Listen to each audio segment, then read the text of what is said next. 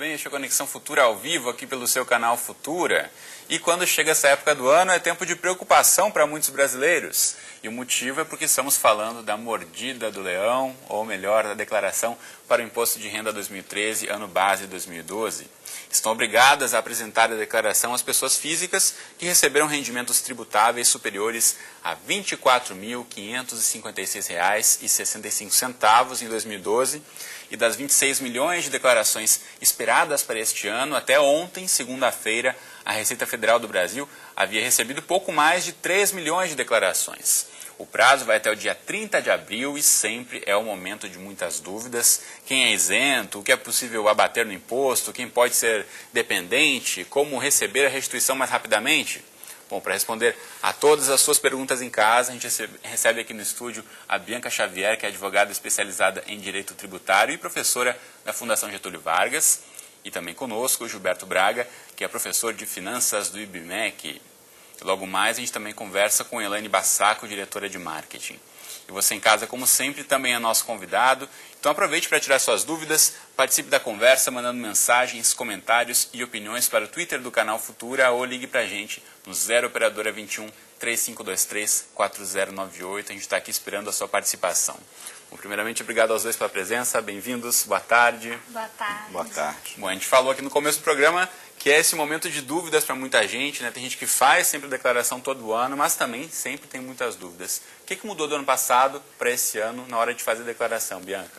Olha, acho que a grande diferença visual vai ser o contribuinte, na hora que iniciar, né, o seu preenchimento, ele vai receber uma notificação, né, perguntando se ele tem ou não moléstia grave. Por quê? Porque as pessoas que têm câncer, AIDS, que têm doenças realmente graves, elas têm prioridade no recebimento. Então, essa é uma modificação que o contribuinte vai sentir, vai ver imediatamente quando preencher, né, e ele também vai conseguir visualizar várias informações do ano antecedente, que ele vai apenas adequar para esse ano. Então, fica mais fácil de você preencher, porque já tem grande parte das informações do ano anterior, né? Essas acho que são as maiores e mais importantes modificações do ano passado para esse ano. Gilberto, o que você aponta que seriam os principais motivos de dúvida e por que tanta confusão, né? Se é um processo que o pessoal tem que fazer todo ano? Bom, primeiro as pessoas têm aquela preocupação de que terão a sua vida financeira desnudada. Então, sempre é um processo, para a maioria das pessoas, um incômodo, né? Que é se mostrar para a autoridade, para a Receita Federal, para o Estado, para o governo. Então as pessoas têm essa preocupação de: será que eu estou fazendo certo? Será que eu vou cair na malha fina? Será que eu vou receber a minha devolução? Posso deduzir isso? Posso deduzir aquilo?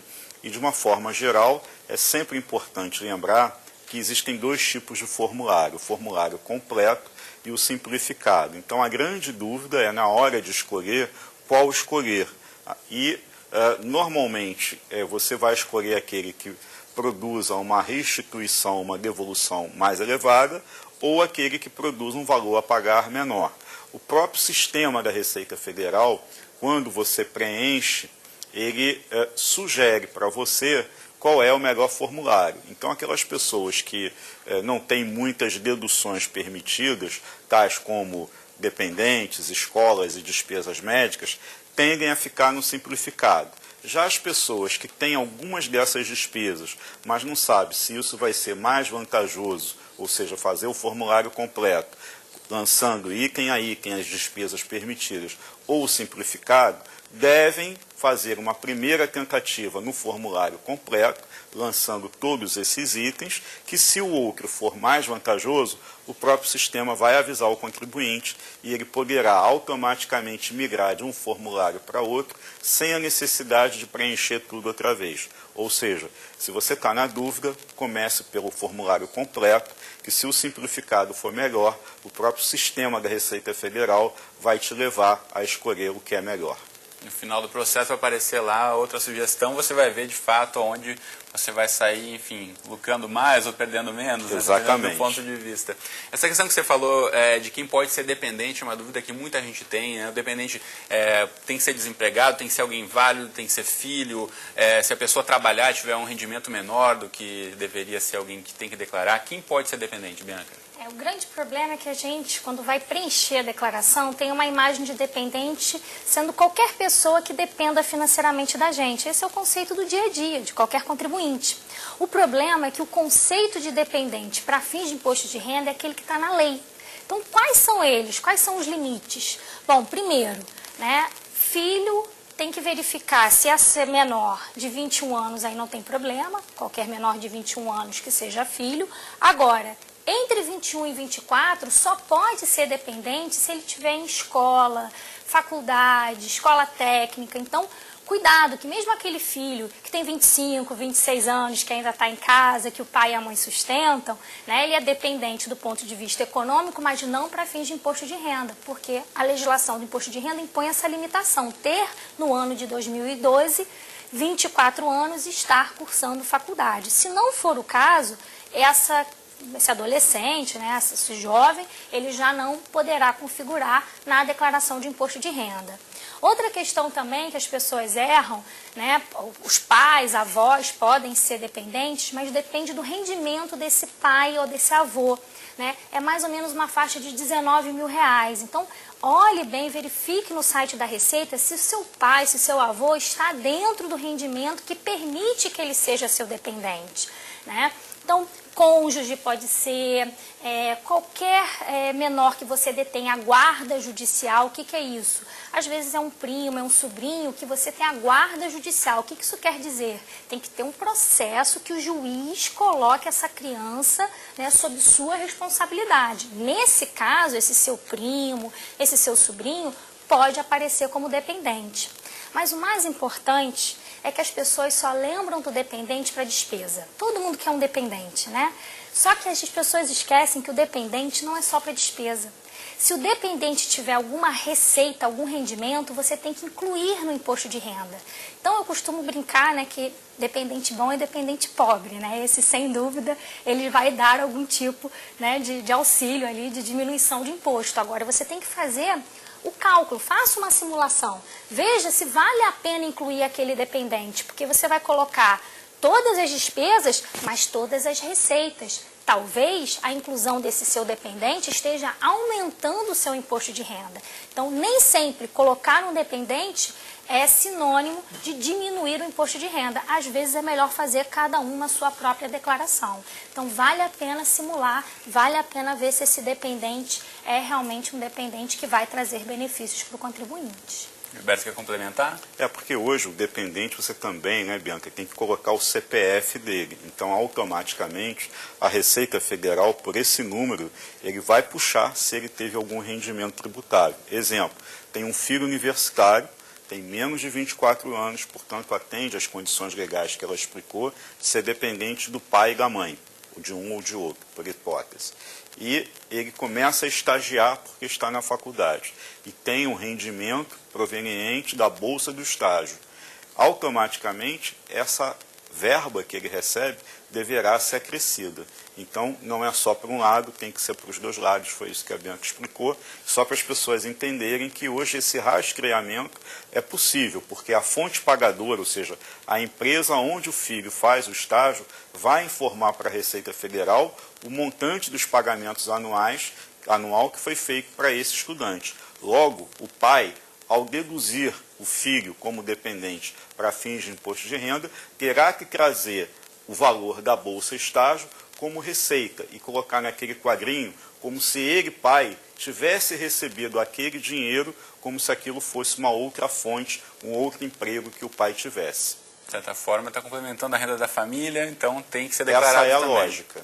Bom, outra dúvida frequente em relação a dependentes é uma vez que o filho, como vocês colocaram, algum outro parente seja colocado como dependente, essa pessoa deve fazer uma declaração de isento ou não precisa, uma vez que já está computado o nome dela na declaração de quem está... Declaração de isento foi extinta, não precisa mais. Então, na verdade, até alguns anos atrás, os nossos sistemas computacionais da Receita eram ainda não tão avançados. Então, era necessário aquela pessoa que não prestava contas dizer, olha, estou vivo e estou isento.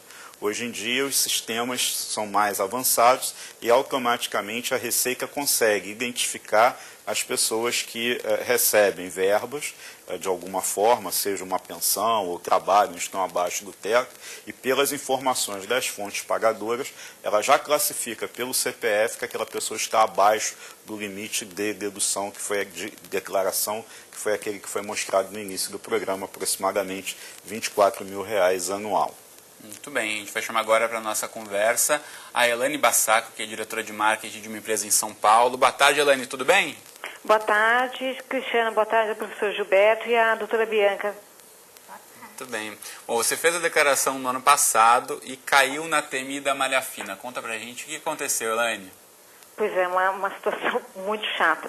O ano passado eu fiz a declaração, como qualquer contribuinte, aí eu entreguei, tá certo que eu não entreguei tão antecipadamente, mas eu entreguei com um mês aí antes do término do prazo, e vim acompanhando, então tinha uma estimativa de novembro e dezembro sair a minha restituição.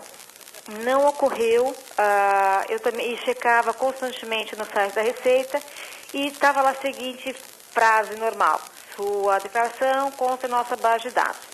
Isso foi novembro, foi dezembro, até que eu entrei, comentei até com o advogado e acessei o site da Receita e os outros sites e verifiquei que eu estava na malha fina por uma falha da empresa a qual eu tinha trabalhado anteriormente. E continuo ainda, né? Então, tinha que ter feito 2 correções da DIRF, ou a empresa que eu trabalhei anteriormente, e tem que ficar checando, porque você checa, você pede para a empresa vai fazer e mandar para a Receita, correção de DIRF. Nesse circuito, o contribuinte, eu vou até colocar um ponto bem claro, eu como que contribuinte fiquei até vendida, porque a falha não foi minha. E eu não tenho com quem reclamar, a não ser com a Receita, e fico ainda na dependência, porque ainda não foi feita a restituição do ano de 2011. Elaine, eu quero ouvir aqui no estúdio dos nossos especialistas, então, que solução a gente pode pensar para um problema como esse. Bianca. Bom, Elaine, acho que no caso, infelizmente, quando se cai na malha fina, por erros da empresa, realmente o indivíduo ele fica, né, a depender dessas alterações, mas mais importante do que a empresa simplesmente fazer a alteração, é importante que uma vez feita a alteração pela empresa, ele tendo acesso a essa informação, que ele apresente isso à Receita Federal. Por quê? É para ser automático, a informática está aí, é linda, né? A Receita Federal deve fazer os cruzamentos, deveria já ter sanado o problema da Elaine, mas como demora normalmente a ser feita essa verificação, né, a melhor solução para tentar agilizar o procedimento é a própria Elaine marcar um agendamento na Receita Federal. É bom lembrar que nenhum contribuinte deve se dirigir espontaneamente à Receita Federal, porque normalmente eles só atendem mediante agendamento. Então, qualquer contribuinte que tenha problema, lembre-se, tem que acessar o site, marcar um agendamento. Indo à Receita Federal, então, com esse agendamento, ela vai demonstrar que o erro já foi sanado, se é que foi, né, e pedir para que tome as providências. Então, é natural que a Receita Federal faça isso sem a provocação da Elaine. A Elaine, se não quiser, ela não precisa ir lá. Mas, tendo em vista a necessidade, né, dela ter essa restituição, e é direito dela, afinal de contas, né, a gente recomenda, é uma recomendação que o contribuinte não deixe tudo a cargo da empresa. Se a empresa errou, o erro é da empresa, não deveria ter acontecido isso, mas uma vez resolvido, é bom que o próprio contribuinte tenha essa disposição de ir à Receita tentar demonstrar que agora está tudo certo. Gilberto, de que forma então o contribuinte pode tentar se prevenir de problema como esse, apontado por ela? Foi um erro da empresa? Tentando não errar, pelo menos na parte dele. Eu acho que é importante a gente tentar desmistificar um pouquinho o que é essa malha fina. A gente escuta, né, a famosa e temida malha fina. Na verdade, isso é um procedimento administrativo de verificação que é feito dentro do próprio sistema da Receita Federal. Então, qualquer coisa que tenha uma divergência gera malha. Então, se a empresa informa um valor que pagou ao contribuinte X e ele, em vez de informar X, informa Y, não importa quem errou, seja a empresa ou o contribuinte, isso vai gerar uma malha. Ou seja, não havendo coincidência de informação, isso vai gerar uma averiguação interna da Receita Federal. Outra situação muito comum são aquelas pessoas que fazem operações financeiras e a instituição financeira informa para a Receita Federal um dado e o contribuinte, ao montar, ao preparar a sua declaração em casa, informa de maneira divergente. Não que eles queira esconder ou de alguma forma sonegar imposto, que às vezes são informações complexas, precisam de interpretação, ele não sabe com clareza em que quadro, em qual linha da declaração ele tem que colocar um rendimento, ou às vezes tem uma parte que vai numa coluna, outra parte vai em outro local, e ele coloca tudo num único lugar. Então são situações relativamente corriqueiras para contribuintes que têm um pouco mais de volume financeiro de transações e que acabam caindo na malha fina. É importante dizer que uma boa parte dos contribuintes entram e saem da malha fina dentro do próprio processo de um ano de processamento das declarações. Então, às vezes, as empresas fazem essas retificações, corrigem as informações, ou o próprio contribuinte, uma vez detectando que ele cometeu um engano, por exemplo, como a Bianca falou, ele entrou no site da Receita Federal e identificou que ele está em malha. E, dependendo da circunstância, você consegue saber qual é a razão pela qual você entrou na malha fina. Então, você tem a oportunidade de retificar, ou seja, apresentar uma nova informação mediante o preenchimento de uma declaração retificadora de imposto de renda. Então, você corrige o dado errado e você sai da malha fina. O grande problema é quando você termina o processamento regular e aquilo não foi solucionado. E aí a tendência é que esse contribuinte fique um bom tempo na malha, sendo acompanhado de um exercício para outro, entra ano, sai ano, e ele demora para sair. Elaine, a partir dessa experiência, enfim, de ter caído na malha fina, o que você aprendeu para a declaração desse ano? Putz, Cristiana, falou assim, é muito chato, porque não aprendi nada. Assim, é claro que eu aprendi, a questão de estar sempre atenta, entrar no site da Receita, foi uma negligência minha, no dia a dia está correndo e não verificar. E assim, entrar principalmente, pegar os números do protocolo dos anos anteriores e pegar a minha senha de contribuinte e acessar os outros para tirar o certificado digital. Porque lá está efetivamente a informação e aonde existe a pendência. O que eu queria voltar para perguntar para a doutora Bianca e ao professor Gilberto, essa pode ser uma pergunta até banal até. Mas vamos supor, essa empresa a qual eu trabalhei é uma multinacional chinesa. Eles estão aqui no Brasil, continua a operação. Só que, vamos supor que eles saíram do Brasil. Porque o meu ponto foi que eu liguei para a empresa, fui atrás da empresa e falei, gente, vocês têm que fazer uma correção, 2 correções até. E não existe, porque é um erro que aconteceu, que a empresa falhou na elaboração e foi pego justamente de mim. Então, houve lá no abatimento e no rendimento, os 2 erros estão lá, então estavam valores divergentes.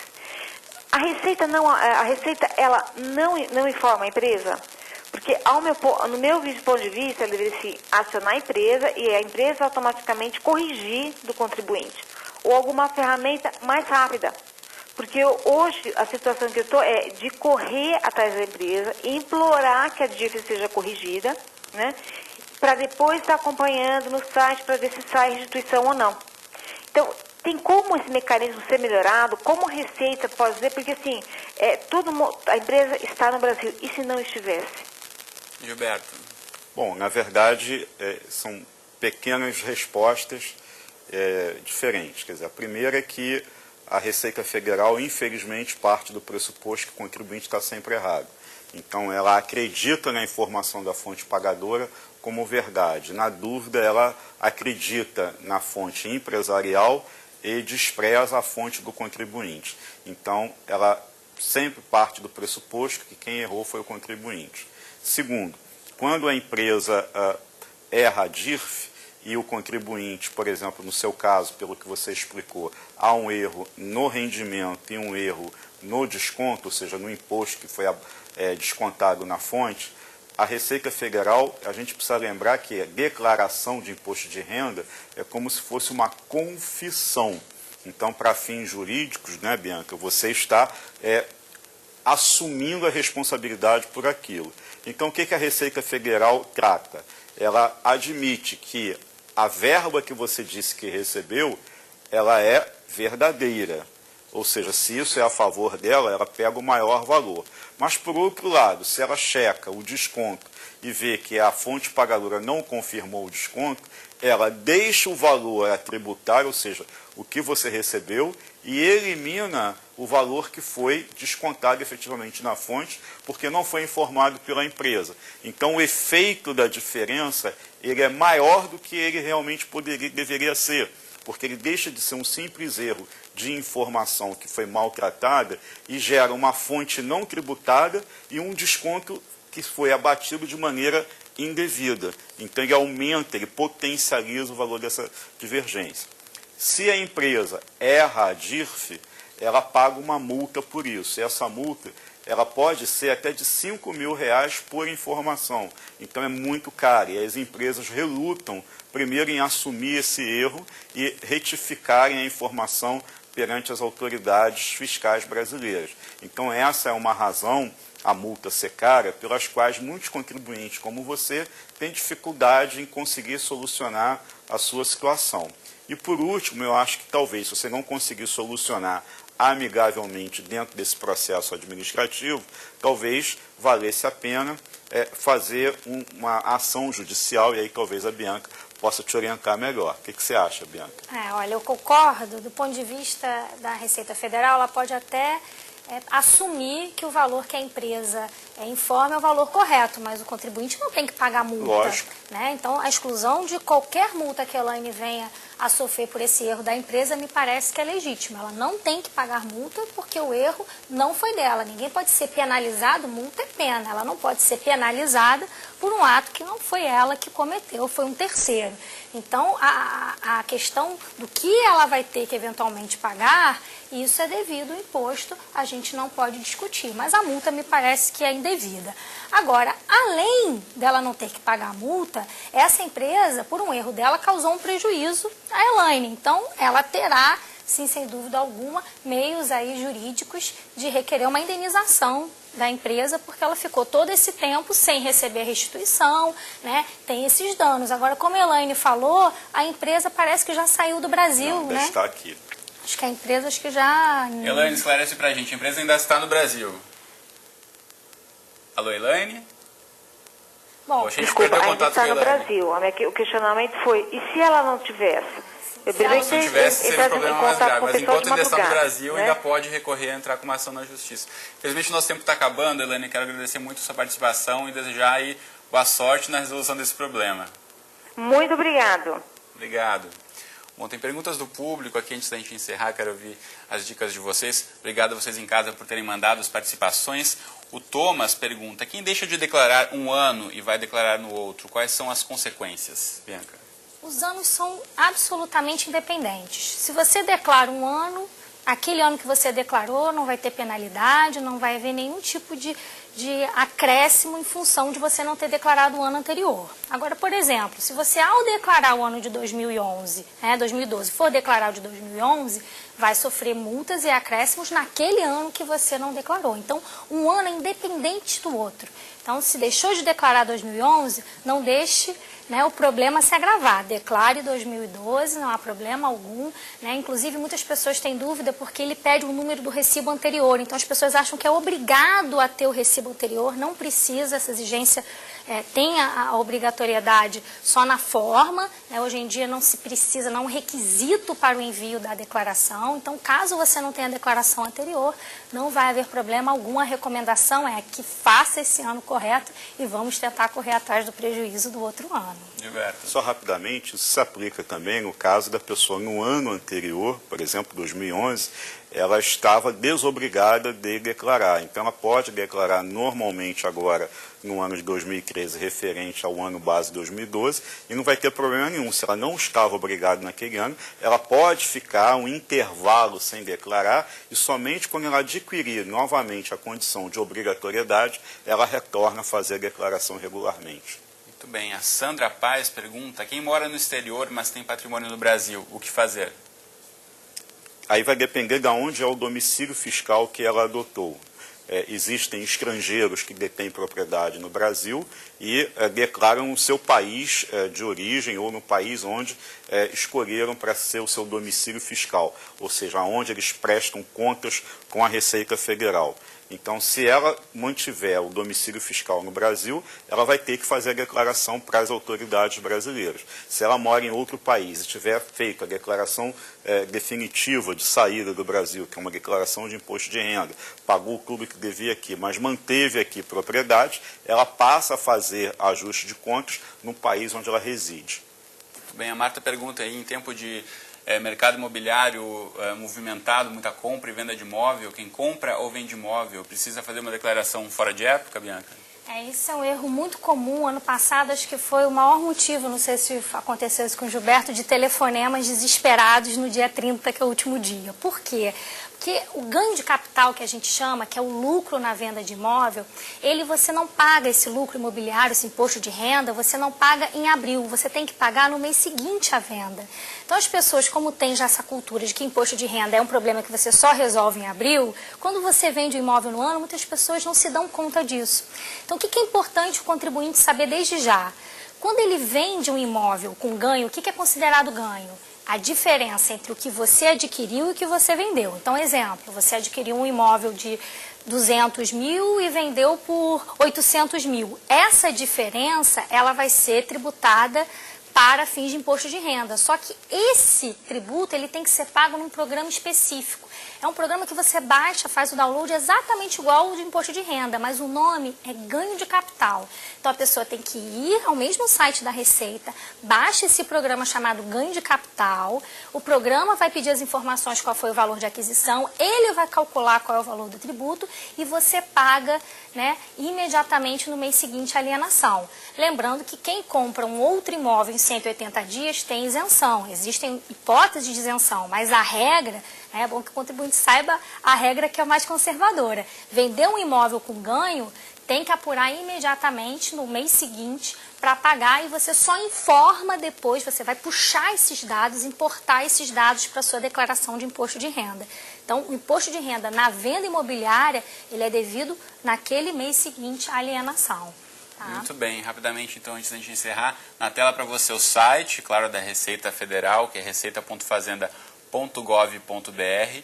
Tá aí para você, tem os programas para você baixar, fazer a declaração e tem inclusive, aqui embaixo você vai no final da página, o 146, que é esse telefone importantíssimo aí para você tirar suas dúvidas diretamente com a Receita Federal. Estamos com o tempo estourado, mas Gilberto e Bianca, muito obrigado pela participação no Conexão de hoje. Eu que agradeço. Obrigada. Você em casa, obrigado pela companhia, pela participação. A gente volta a se encontrar ao vivo amanhã às 2h30 da tarde, mais um Conexão Futura. E como sempre, eu espero você. Até lá.